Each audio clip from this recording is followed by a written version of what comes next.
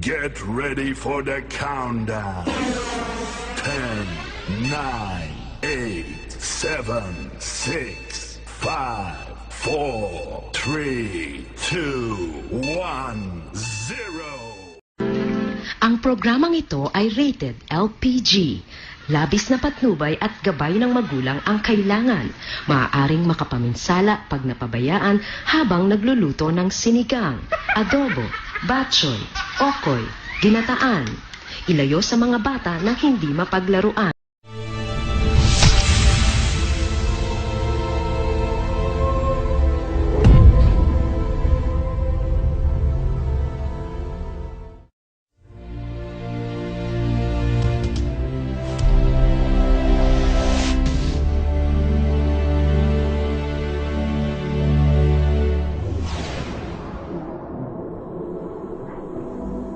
Get ready for the next battle. Warriors of the night, assemble! Glory to the Scourge. Electric. We are electric. We are electric. We are electric. 1, 2, 3, 4. Let's go! 多重影分身の術 Triple kill! Monster kill!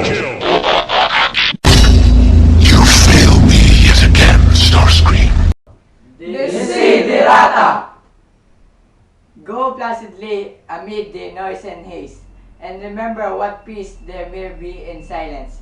As far as possible, without surrender, be on good terms with all persons. Speak your truth quietly and clearly, and listen to others even dull, and ignorant they too have their eatery, and avoid the loud and aggressive persons. They are vexation to the spirit if you compare yourself with others. You may become vain or bitter, for always there will be greater or lesser persons than yourself. Enjoy your achievements as well as your plans. Keep interested in your own career. However humble it is, a real passion in the changing fortunes of time. Exercise caution in your business affair, for the world is full of trickery, but let this not blind you what venture. There is many persons strive for high ideals, and everywhere life is full of heroism. Be yourself, especially do not sign affected, neither by cynical about love, for in the face of all aridity and disenchantment, it is phenomenal as doubt grass.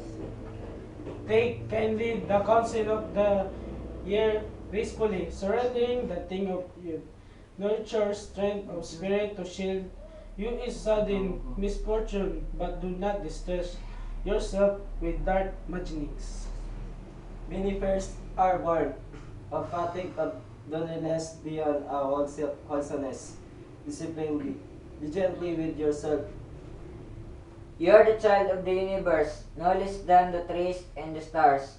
You have the right to be here, and whether or not it is clear to you. Know that the universe is unfolding as it should. Therefore, be at peace with God, whatever you conceive Him and whatever you labor and aspiration in the noisy confusion of life. Keep peace and with your soul. With all its sham, drudgery, and broken dreams, it is still beautiful. Be careful, strive to be happy.